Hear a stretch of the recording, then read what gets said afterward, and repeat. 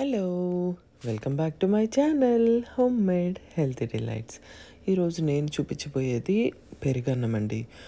ఈ పెరుగన్నము కొంచెం కూడా పుల్లగా అవ్వకుండా కమ్మగా ఉండేలాగా ఈజీగా నేను చూపిస్తున్నానండి. ఫస్ట్ నేను ఒక బౌల్ తీసుకొని మీకు రైస్ నేనైతే ఒక 1.5 కప్ అలా తీసుకున్నాను.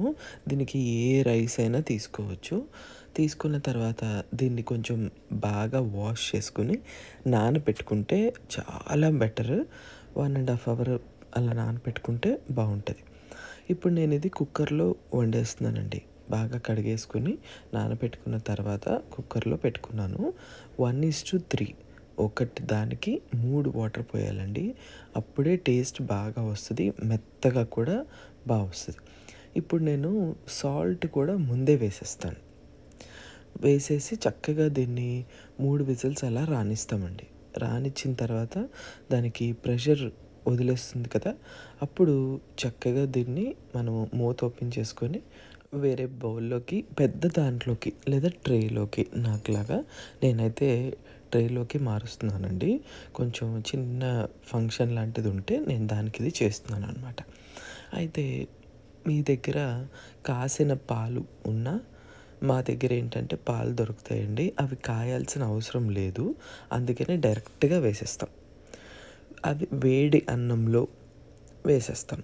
ఆ తర్వాత కొంచెం పెరిగేసి దాన్ని అంతా కలిపేసుకుంటాను. 1 స్పూను చాలు.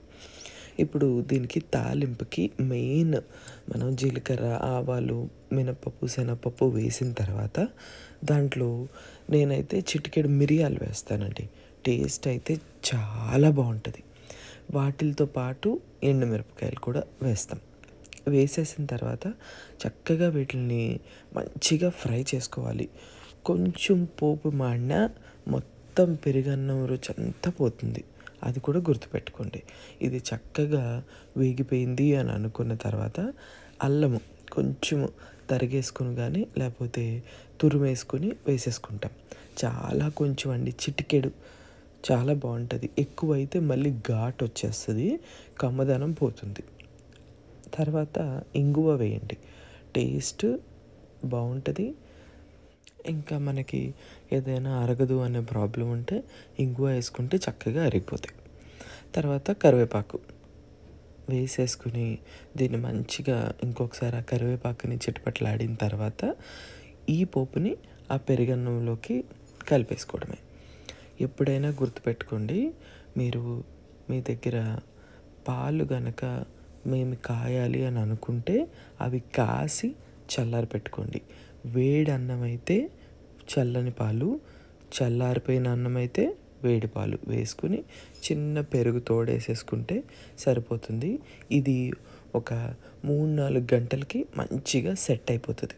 నేనైతే ఇలా అల్యూమినియం ఫాయిల్ పెట్టేసి, మీరు ఏదైనా బౌల్ అయితే లిడ్ పెట్టేసుకుని పక్కన పెట్టేసుకోండి. ఇది 6 గంటలేంటి 9 గంటలైనా కూడా అస్సలు పులుపు రాదు, టేస్ట్ చాలా బాగుంటుంది. కర్డ్ రైస్ రెడీ అయిపోయిందండి, సర్వ్ చేసేసుకోవచ్చు. Thank you, bye.